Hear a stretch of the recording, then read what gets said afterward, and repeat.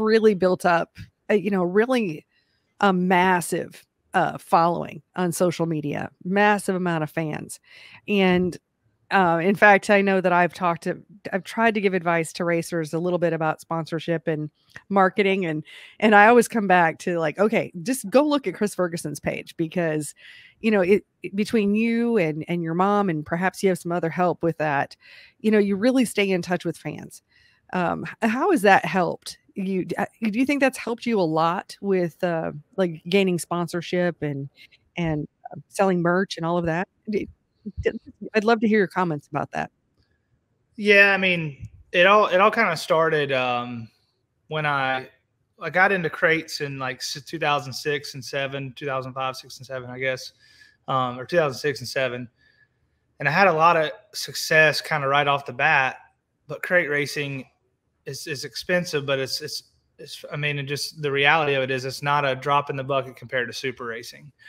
And at that time, we just didn't have the money financially to do super racing. And I never got that phone call that said, hey, come drive my super late model. I did get a couple offers, but none of them were really super great. So I kind of knew, right around that time, 2008, that I needed to get help. I needed to get sponsors. I love my dad to death, and he wasn't very good at asking people for any kind of help. And he still to this day hates the camera, and he doesn't have Facebook, doesn't have none of that. So I always knew I had to be the person to kind of learn if I wanted to take that next step in racing, if I wanted to be a super late model driver and win races. I knew I had to have the money to go race. So my first couple sponsors was Carver and Sons Roofing and House Plumbing.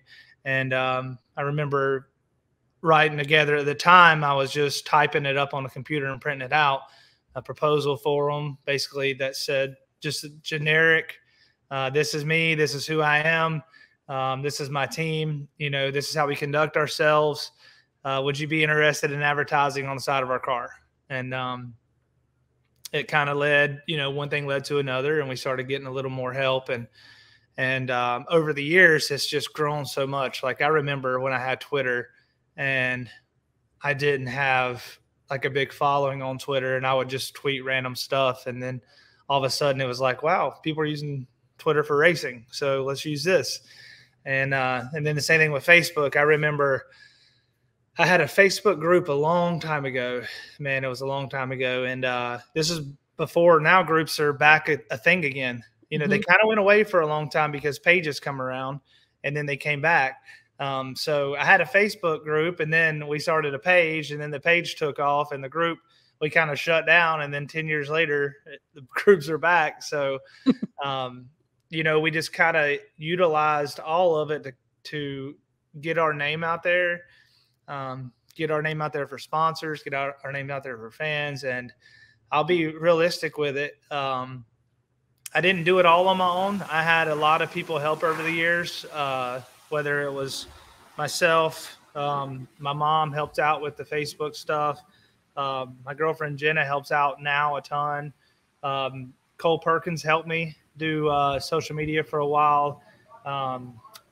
Howard Weaver, who a lot of people don't know who he is, but he owns the most successful iRacing dirt sim team. And I'm trying to think of all the other people that's helped me out over the years. The dirt racing page, which was the first page on Facebook that had over 100,000 likes for dirt racing, the owner of that, his name was Brandon Williams. He helped me out. Just a lot of people kind of really helped me over the years. And I asked, I said, hey, can you guys help me grow my page? And Cole offers it as a service now. And, he does updates for people. And the entire time it was, I had to go in and put the work in, but I had help, and I asked for help.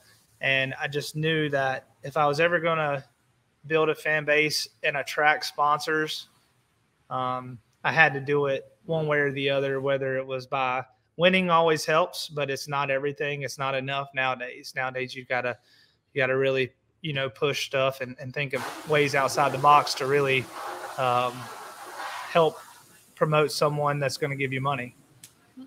Mm-hmm. Yeah. I mean, I think the true value anymore is really your audience. That's the value.